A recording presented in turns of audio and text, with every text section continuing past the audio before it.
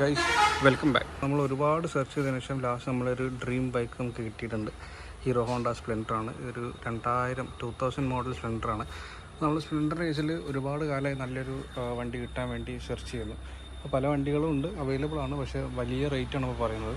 25, 30, 35 എന്നൊക്കെ പറഞ്ഞിട്ട് വലിയ റേറ്റാണ് ഇപ്പോൾ പറയുന്നത്. അപ്പോൾ സ്പ്ലെൻഡറിന് അത്യാവശ്യം നല്ല ഡിമാൻഡ് ഉള്ളതുകൊണ്ട് തന്നെ ഇപ്പോൾ പ്രൈസും ഉണ്ട്. ഇപ്പോൾ ഈ ഒരു ബൈക്ക് നമ്മൾ എടുത്തിരിക്കുന്നത് ഇപ്പം 20,000-നാണ്. അതായത് 20,000 കൊടുത്താണ് ഈ ഒരു ബൈക്ക് നമ്മൾ എടുത്തത്. വലിയ കംപ്ലയിൻറ്റ്സ് കാര്യങ്ങളൊന്നുമില്ല. ബൈക്കിൻ്റെ മോഡൽ നോക്കുന്ന സമയത്ത് 2000 മോഡൽ വണ്ടിയാണ്. അതായത് 99 ലാസ്റ്റ് 2000 ആ ഒരു ടൈമിൽ വന്ന വണ്ടിയാണ്. അപ്പോൾ നമുക്ക് ആദ്യം ബൈക്കൊന്ന് കംപ്ലീറ്റ് നോക്കാം.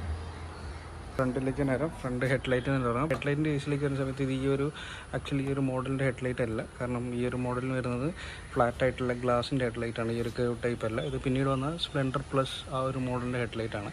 ഈ ഒരു ഹെഡ്ലൈറ്റ് നമുക്ക് മാറ്റണം. ഇതൊക്കെ നമുക്ക് പതുക്കെ ചെയ്യാം. അത്യാവശ്യം പണിയുണ്ട്. നമ്മുടേതായ രീതിയിലേക്ക് കുറച്ച് മാറ്റിയെടുക്കാറുണ്ട്. പക്ഷെ നമ്മൾ വലിയ ആൾട്രേഷനോ കാര്യങ്ങളൊന്നും ചെയ്യുന്നില്ല. നമുക്ക് ഈ ഒരു സ്റ്റോക്ക് കണ്ടീഷനിൽ തന്നെ നിർത്താനാണ് നമ്മൾ നോക്കുന്നത്. ഇപ്പോൾ രണ്ട് ടയറിൻ്റെ കേസിലും സ്റ്റോക്ക് സൈസ് ടയർ തന്നെയാണ്. വേറെ അപ്ഗ്രേഡേഷനോ കാര്യങ്ങളൊന്നും ചെയ്തിട്ടില്ല. നോർമൽ ടയർ തന്നെയാണ്, നോർമൽ സൈസ് ടയർ തന്നെയാണ് വന്നിട്ടുള്ളത്. ഫുഡ് ട്രസ്റ്റ് കാര്യങ്ങളൊക്കെ ചേഞ്ച് ചെയ്തായിരിക്കണം. സാധാരണ ഈ സ്പ്ലെൻഡറിൻ്റെ പാഷൻ പ്ലസിൻ്റെ കേസിൽ ഈ ഒരു ഫുഡ് ട്രസ്റ്റ് ഈ ഒരു പോർഷനിലൊക്കെ റെസ്റ്റ് വരാറുണ്ട്. ചിലപ്പോൾ ഇപ്പോൾ അത് വന്ന് മാറ്റിയതിനു ശേഷം ചേഞ്ച് ചെയ്തായിരിക്കും. ഇപ്പം ഇതിലുള്ള ഫുഡ് ട്രസ്റ്റിൻ്റെ കാര്യങ്ങൾക്ക് കംപ്ലയിൻറ്റ് കാര്യങ്ങളൊന്നുമില്ല. വലിയ റെസ്റ്റ് കാര്യങ്ങളൊന്നും തന്നെ ഇല്ല. ബ്രേക്ക് ലൈറ്റിലേക്ക് വരുന്ന സമയത്ത് ഇതിൻ്റെ സ്റ്റോക്ക് കണ്ടീഷനിലുള്ള ലൈറ്റ് തന്നെയാണ്. അപ്പോൾ ആദ്യം നമുക്ക് വണ്ടി നന്നായി കഴുകിയെടുക്കണം. അതിനുശേഷം ഒന്ന് പോളിഷോ കാര്യങ്ങളൊക്കെ ചെയ്ത് നോക്കണം. ഇപ്പം വീലിൻ്റെ റിമ്മിൻ്റെ ഒക്കെ കേസിലാണെങ്കിലും കുറച്ച് ഫെയ്ഡായിട്ടുണ്ട്. കളറാണെങ്കിലും പെയിൻ്റൊക്കെ അവിടെ ഇവിടെയൊക്കെ ഫെയ്ഡായിട്ടുണ്ട്. പിന്നെ നമുക്ക് മെയിനായിട്ട് അറിയേണ്ടത് ഇതിൻ്റെ സൗണ്ടാണ്.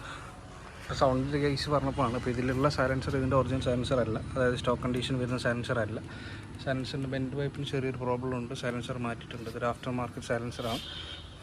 സൈലൻസറും നമുക്കിനി തപ്പിപ്പിടിച്ച് പഴയ ആ ഒരു മോഡൽ സൈലൻസർ കിട്ടുകയാണെങ്കിൽ നമുക്ക് ചേഞ്ച് ചെയ്യണം. അപ്പോൾ നമുക്ക് ഇപ്പോഴുള്ള ഈ ഒരു സൈലൻസർ വെച്ചിട്ടുള്ള ഈ ഒരു ബൈക്കിൻ്റെ സൗണ്ട് എങ്ങനെ ഉണ്ടെന്നുള്ളത് ചെക്ക് ചെയ്ത് നോക്കാം. മീറ്ററിൻ്റെ കേസിലേക്ക് വരുന്ന സമയത്ത് ആ ഒരു സ്റ്റോക്ക് കണ്ടീഷനിലായ ഒരു മീറ്റർ തന്നെയാണ്. ഇതിൽ ചേഞ്ചസ് കാര്യങ്ങളൊന്നുമില്ല.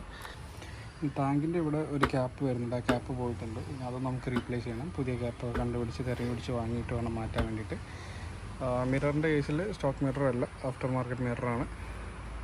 നമുക്കിതൊന്ന് സ്റ്റാർട്ടാക്കിയിട്ട് ഇതിൻ്റെ സൗണ്ട് എങ്ങനെ ഉണ്ടെന്ന് ചെക്ക് ചെയ്തേക്കാം. അപ്പോൾ സ്പ്ലെൻഡർ കേസിൽ എല്ലാവർക്കും അറിയേണ്ടത് ഇതിൻ്റെ സൗണ്ടാണ്.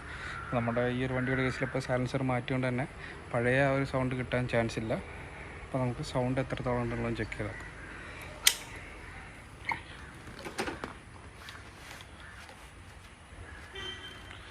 ന്യൂട്രൽ ലൈറ്റ് ഒന്നും കത്തുന്നില്ല.